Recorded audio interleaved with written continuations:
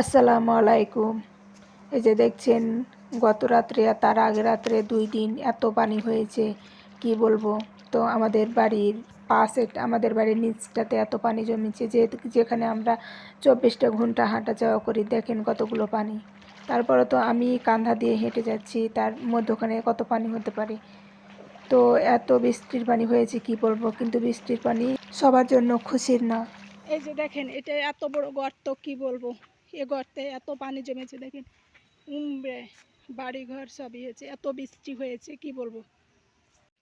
তো এটা আমাদের হচ্ছে বাগান ঘেরা। তো এখানে কিছু আমি কাঁচামরিচ উঠাতে এসেছি বাগানে। তো দেখি কাঁচামরিচ আছে কি না। তো আমি এখানে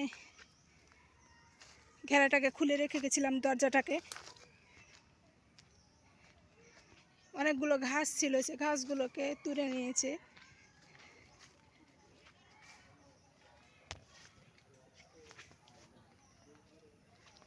তো এখানে একটা মরিচের গাছ দেখেছিলাম, দেখি তো মরিচ ধরেছে নাকি।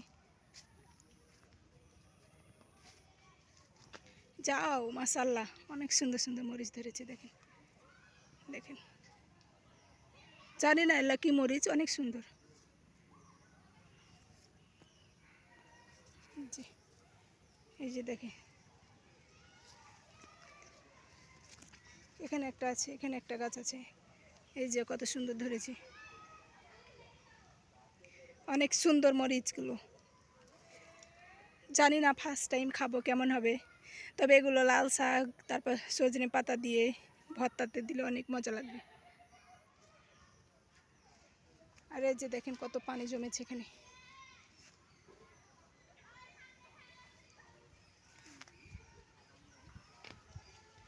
তো আমি কিছু মরিচ উঠাবো, তো একটু পরে উঠাবো। আমার ছেলে পুকুরে হেলছে, তো গোসল করতেছে, তো আমি তাকে নিয়ে আসি আগে, তারপর। তো সাথেই থাকুন। যেহেতু এই বছর অনেক বর্ষা, কি বলবো, বর্ষাতে যারা গ্রামে থাকে তারাই বুঝতে পারে কত পানি। তো দেখেন, এটা একটা আম বাগান। এখানে মিজানুর রহমান আজহারি গত ফেব্রুয়ারির 22 তারিখে এসেছিল।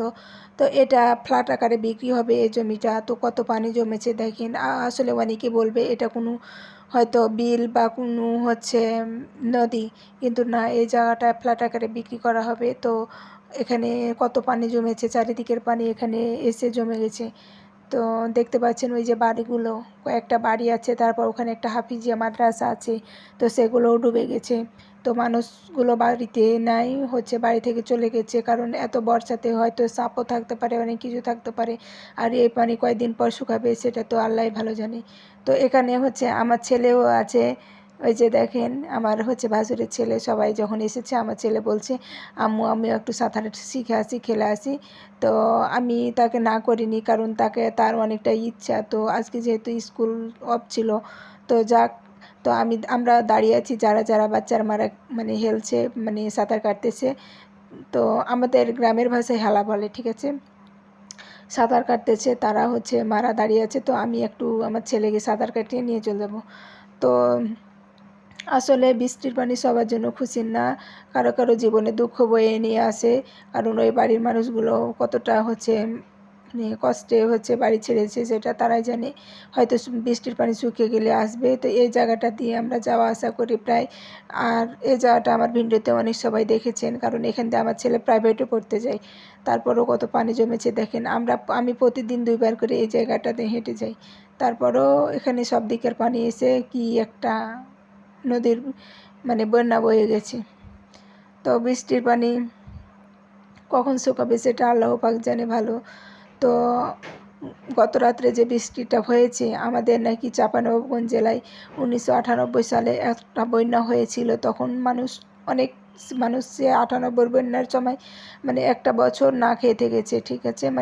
হয়তো একদিন খেয়েছে, 2 দিন খেয়েছে, একদিন খায়নি, এভাবে জীবন পার করেছে। আমার আব্বুরা তখন বলে যে অনেক কষ্ট পেয়েছি, কারণ আমার আব্বুরও চাঁপানবাবগঞ্জ জেলায় জন্মগ্রহণ করেছে। তো অনেক কষ্ট করেছিল। সব ধান ক্ষেত খাবার সব হয়ে গেছে। আমার আব্বু বলে যে আমরা কালাইকে সিদ্ধ করে লবণ দিয়ে মেখে খেয়েছি, যেহেতু ধান হয়নি কি খাবে। আর তখনকার যুগে তো দরিদ্র মানুষ বেশি ছিল, মানুষের অভাব বেশি ছিল। তো যা হোক, এবারও অনেকটাই বর্ষা, অনেকটাই সে 98 বন্যার মতো অনেকটাই, মানে কালকে রাত্রে এত পরিমাপ পানি হয়েছে, সারা রাত এক ঝুমধারে বৃষ্টি হয়েছে এক মানে সাথেই। তো কালকে রাত্রে হয়েছে, আবার পরশু রাত্রে হয়েছে, তো 2 রাত্রের পানি এক সমান হয়েছে, দিনে হয়নি বাট রাত্রে হয়েছে। তো এই যে দেখেন আমরা পাড়ে দাঁড়িয়ে আছি, এটা পাড়, আর এই যে কত বড় দেখেন এই জমিটা এত বড়, তারপরও পানি কত জমে গেছে। তো এই জায়গাটায় মানুষ অনেকগুলো হচ্ছে যেটা গোবর দিয়ে, গরুর গোবর দিয়ে লকড়ি বানাচ্ছিল, তারপরও সেগুলো হচ্ছে ওই যে দেখেন দূরে হচ্ছে ঢাকনা আছে, ঢাকনা দিয়ে তারপরে ভিজে নষ্ট হয়ে গেছে। ওরা জ্বালানি হিসাবে ব্যবহার করে, তারপর অনেকগুলো লকড়ি ছিল সেগুলো ডুবে গেছে। তো এখান থেকে আমাদের বাড়ি বেশি না, এই যে পাশটা দেখছেন এগুলো আমাদের জায়গা, এই যে উঁচু যেগুলো হয়ে আছে সেগুলো হলে আমাদের জায়গা। তো এগুলোতে উঁচুর জন্য হয়তো পানি উঠেনি, আর নিচটা যেহেতু নিচ তার জন্য পানি উঠেছে, আর বেশি পানি হলেই তো উঠবেই। তো আল্লাহ দিয়েছে আজকে ওয়েদারটা অনেক ভালো আছে, এখন জানি না বৃষ্টি হবে কি না, যদি আজকে বৃষ্টি হয় তাহলে এগুলো ডুবে যাবে। আজকে ভিডিওটি এ পর্যন্ত, আল্লাহ হাফেজ।